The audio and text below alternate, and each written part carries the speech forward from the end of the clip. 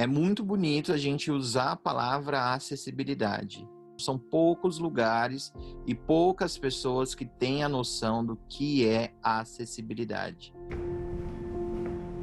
Acessibilidade, você tem que ter acesso às informações, acesso de trânsito, acesso de aprendizagem, acesso escolar. Eu sempre vou falar de aluno porque eu estou na escola. Acessibilidade é eu ter a segurança de poder ir num teatro, num cinema e não ter que ficar preocupada se vou caber na cadeira ou não.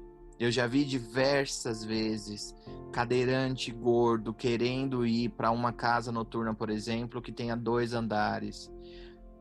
Eles não têm um elevador, é obrigado. Aí como é que é feito o transporte? Vem uns 4 ou 6 seguranças, pegam a pessoa na cadeira de rodas e levam para o andar de cima. A pessoa, ela acha que ter uma barra é acessibilidade. Ela acha que ter uma rampa é acessibilidade. Não é rampa, absolutamente. Nem é só língua brasileira de sinais. Nem tampouco é o braille somente. É tudo isso e mais alguma coisa.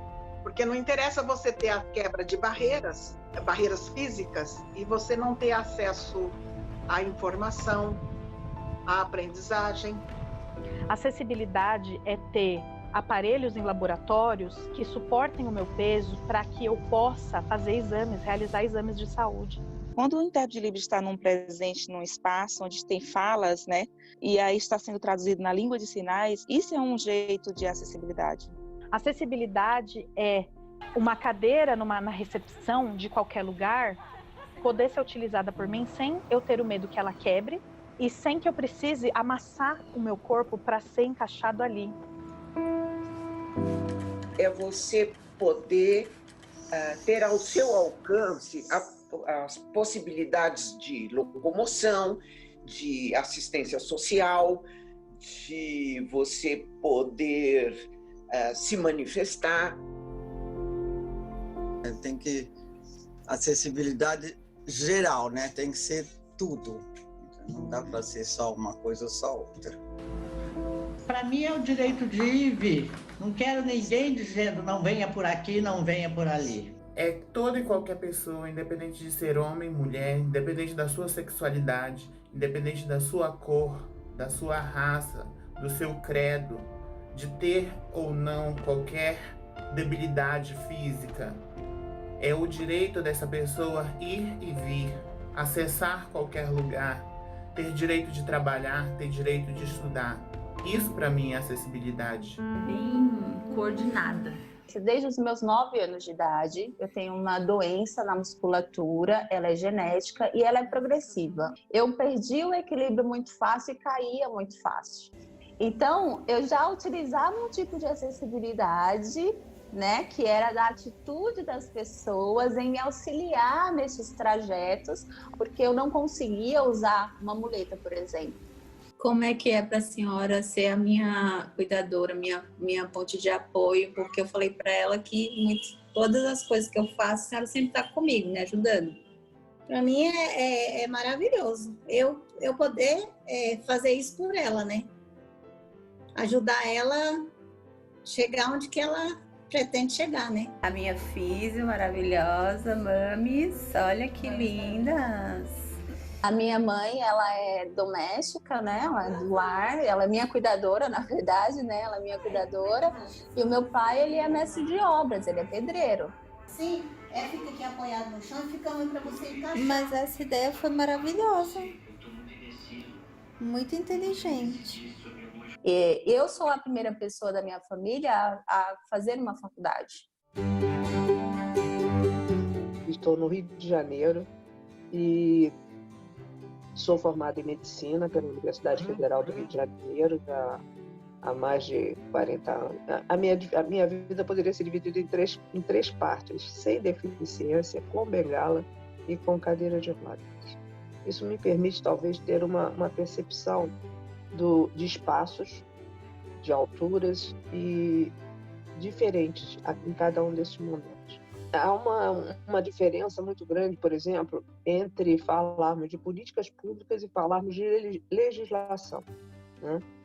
Para a pessoa com deficiência no Brasil, que há 40 anos atrás, antes da Constituição de 88, nós praticamente não tínhamos absolutamente nada em termos de legislação para a pessoa com deficiência, a evolução foi muito grande. E a evolução é maior ainda porque em 2006 a ONU promulgou uma convenção sobre os direitos das pessoas com deficiência. Significa que as pessoas com deficiência não são mais interditadas, nem são chamadas de incapazes de toda a ordem, como era anteriormente. A interdição passa a ser um instrumento jurídico de exceção. Oi, gente. Eu morei no ABC e eu trabalhava aqui na Zona Sul de São Paulo. Eu pegava ônibus, trem, metrô para vir para o trabalho todo santo dia. E aí, assim, o transporte era uma dor de cabeça todo santo dia. Por quê? Porque o ônibus vinha, o ônibus adaptado. Aí, ou a pessoa não sabia mexer no equipamento, acionar o equipamento, e eu que tinha que explicar, aperta o botão X, aperta o botão Y, ou então o equipamento estava quebrado. Aí você tem que esperar um outro transporte e rezar, orar para que ele esteja funcionando. Ônibus no Brasil é uma coisa ridícula, porque é feito sob chassi de caminhão até hoje, embora as especificações digam o contrário. A primeira vez que eu andei num ônibus de piso baixo de qualidade foi em Madrid. A primeira coisa que eu vi foi na carroceria do ônibus Made in Brasil. Aí eu tive a oportunidade de andar num ônibus acessível, de piso baixo, com toda a qualidade. Andei toda Madrid nos ônibus feitos no Brasil. A estação de trem aqui em São Paulo são mínimas. Você pode contar nos dedos as que têm acessibilidade. Eu era carregada todo santo dia para ter acesso ao trem, para vir para o trabalho. Você não tem a certeza que você vai chegar no local e que você vai conseguir entrar. Já aconteceu comigo, de chegar em loja e não conseguir entrar. E a pessoa vinha me atender na porta da loja, na porta do estabelecimento. Mas isso, de acordo com a lei, não pode mais.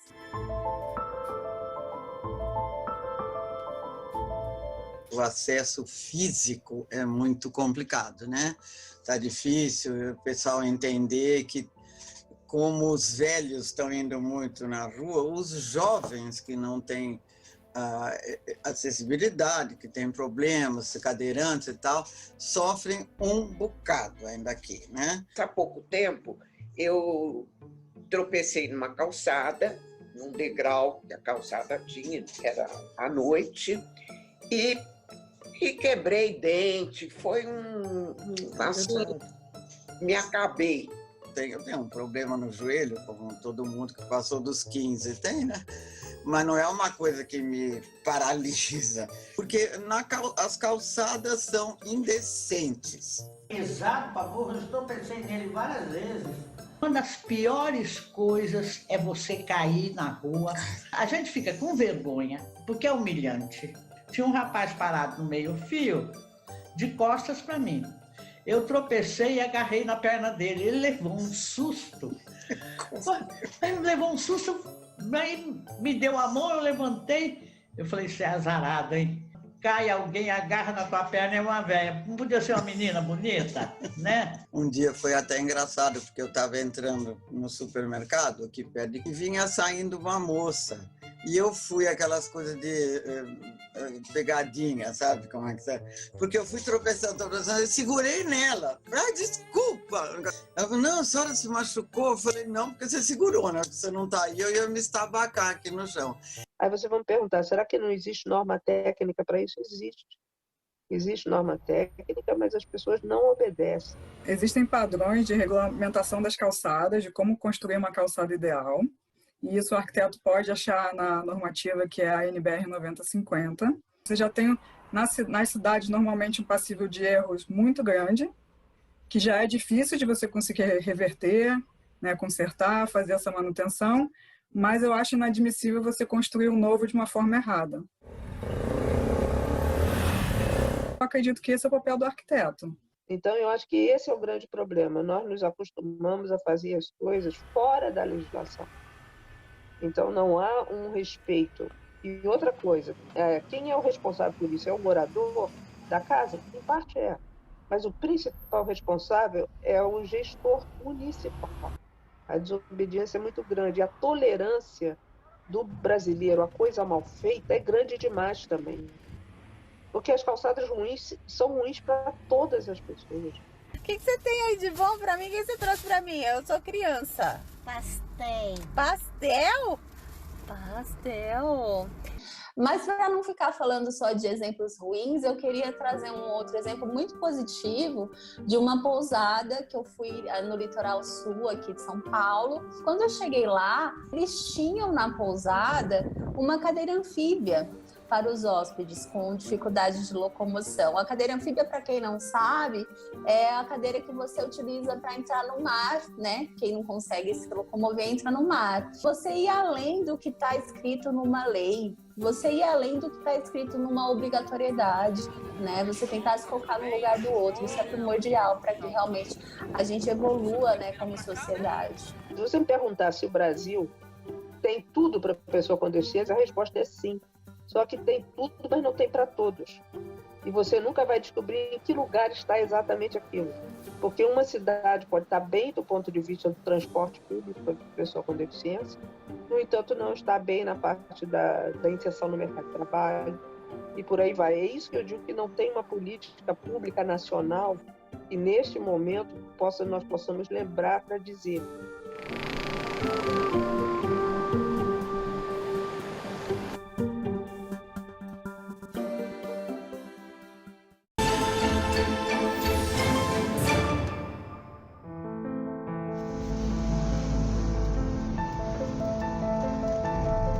Eu não gosto de dirigir, eu fico bem estressada no volante, porém, o estresse de eu pegar o meu carro e dirigir é menor do que eu ir para um ponto de ônibus e pegar um ônibus.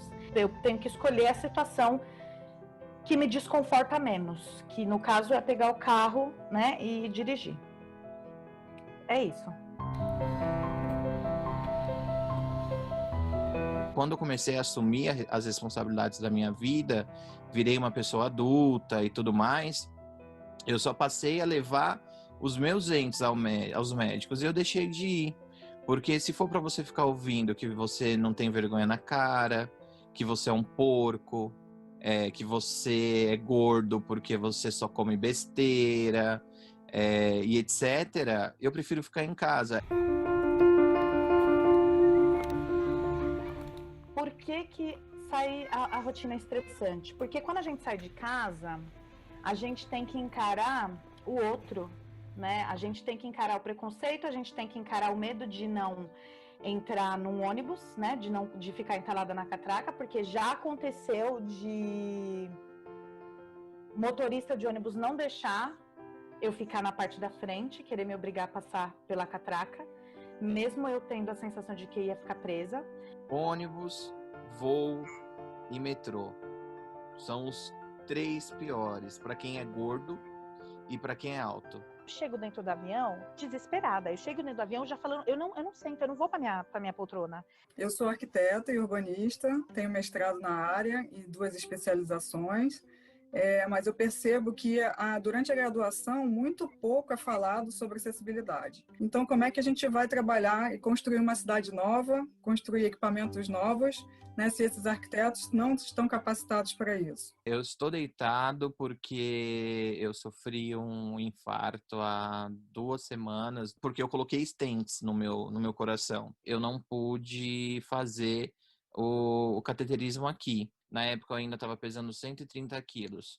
O equipamento aqui na cidade, ele aceita pessoas até 110 quilos. Você pega uma sonda, faz um exame de ultrassonografia, e uma sonda, e você tem uma parede adiposa, um tecido adiposo do abdômen de uma pessoa realmente obesa, vai fazer com que necessite de muito mais tempo para fazer o exame e de aparelhos mais potentes. A mesma coisa uma maca de raio-x, né? Uma mesa de exame. Não são todas que suportam o mesmo peso. Essa publicação chegou a pelo menos 3.000 pessoas.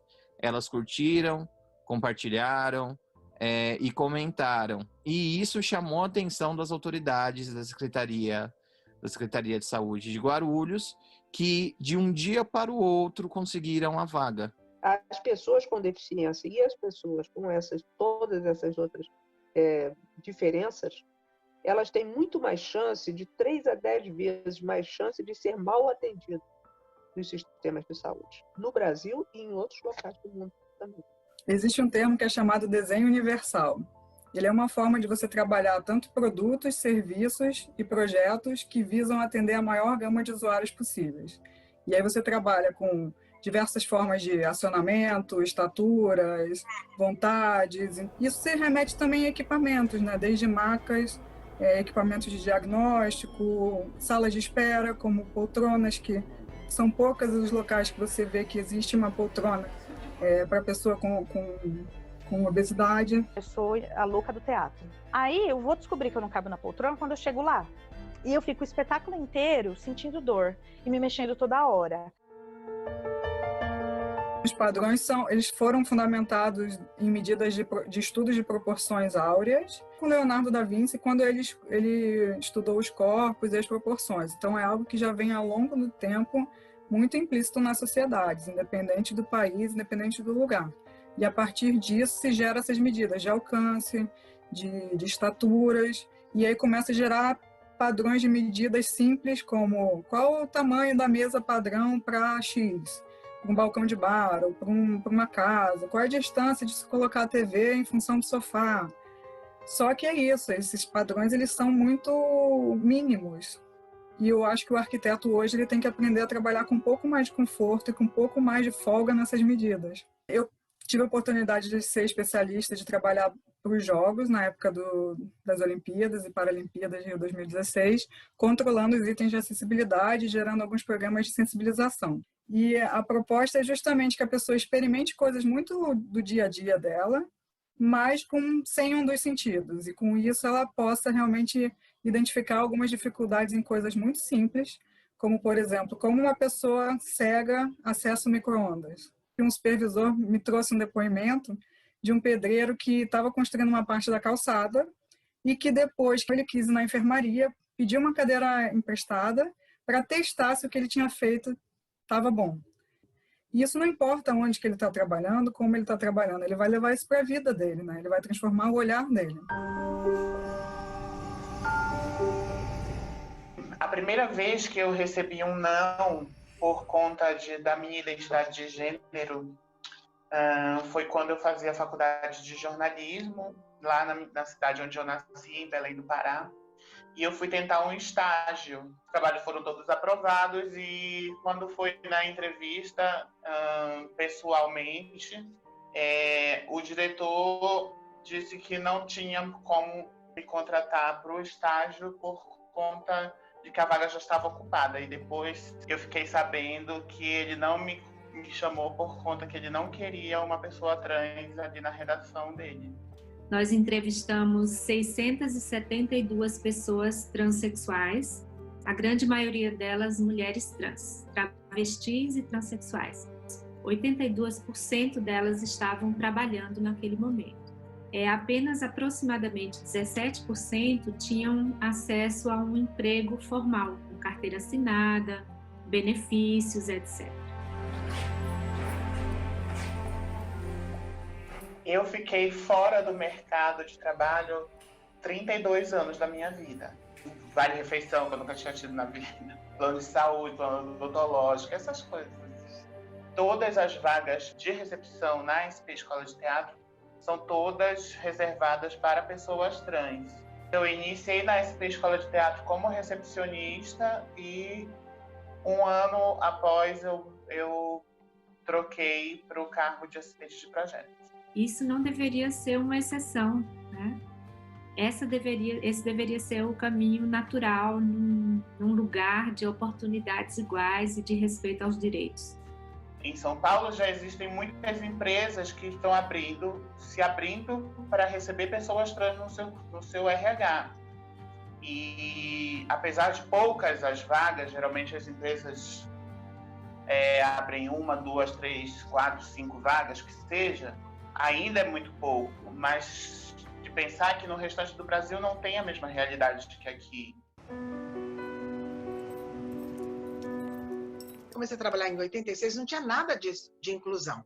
Em 88, foi colocado um capítulo dedicado aos alunos com necessidades especiais. E depois foi a Declaração de Salamanca, na Espanha, em 94. Eu não tinha um aluno, por exemplo, síndrome de Down.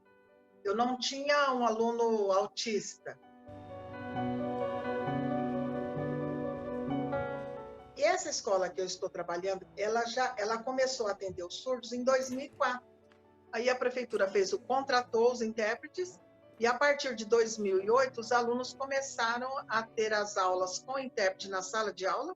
Então, assim, na escola da inclusão, são poucas pessoas que sabem se comunicar, a maioria são ouvintes. Então, o leque de amizade dela, no caso dela, né, ou dos demais surdos, é menor. No caso da Júlia, quando ela era muito mais pequena, eu tinha muito medo, por exemplo, dela estar na rua, de alguém falar com ela e ela não ouvir. Eu tinha muito essa preocupação. De um policial parar ela na rua, falar qualquer coisa, e ela não vai ouvir. Não adianta, pode gritar que ela não vai ouvir. E na hora dela entender que o que está sendo falado é com ela, já aconteceu aí, pode ter acontecido de tudo. Eu tenho uma preferência muito com uma escola bilíngue, até pelos contatos com os surdos, essa interação que a gente tem. Não é fácil na escola da inclusão essa interação, né? E eu me assustei, realmente, eu tive esse impacto, né, nesse processo. Não é a mesma coisa, não é igual. O desenvolvimento da aprendizagem é algo bem diferente, pelo contato que a gente tem muito com os surdos, né, na escola bilíngue. Se eu falar para você assim, olha, tá perfeito a aprendizagem, eu estaria mentindo, né? Porque a surdez severa, você tem que ter o máximo de preparo, de ilustrações, de convivência ali para você transmitir o conteúdo da aula. A Julia, ela quer ser chefe de cozinha. Então eu falo muito para ela, olha, talvez você seja a primeira chefe de cozinha surda. É uma responsabilidade, mas é prazeroso. Então, futuro é estudar, vamos ver curso, vamos ver faculdade, vamos ver alguém que seja surdo, que já esteja nessa área de alguma forma, para a gente adquirir algum tipo de experiência, se ele pode nos ensinar alguma coisa.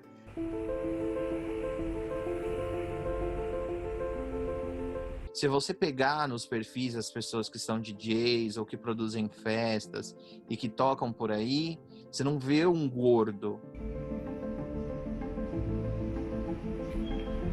E depois que eu comecei a tocar, depois que as pessoas começaram a ver a minha força como referência, eu consegui mudar um pouco essa perspectiva. Nem todo mundo é uma Suelen da vida, sabe? Eu aprendi a lidar com a minha diferença e falar abertamente sobre isso. Eu mesmo tenho uma netinha que tem síndrome de Down, ela anda normal, precisa tomar cuidado, porque se cai... Eu acho que esse é um trabalho intuitivo, não que eu soubesse que eu estivesse fazendo a inclusão. Sem as redes, o que nós íamos fazer? É muito trabalhado a questão da estética, né, na arquitetura, que é super importante, super relevante, mas a gente tem que lembrar que essa arquitetura tem que ser mais humana.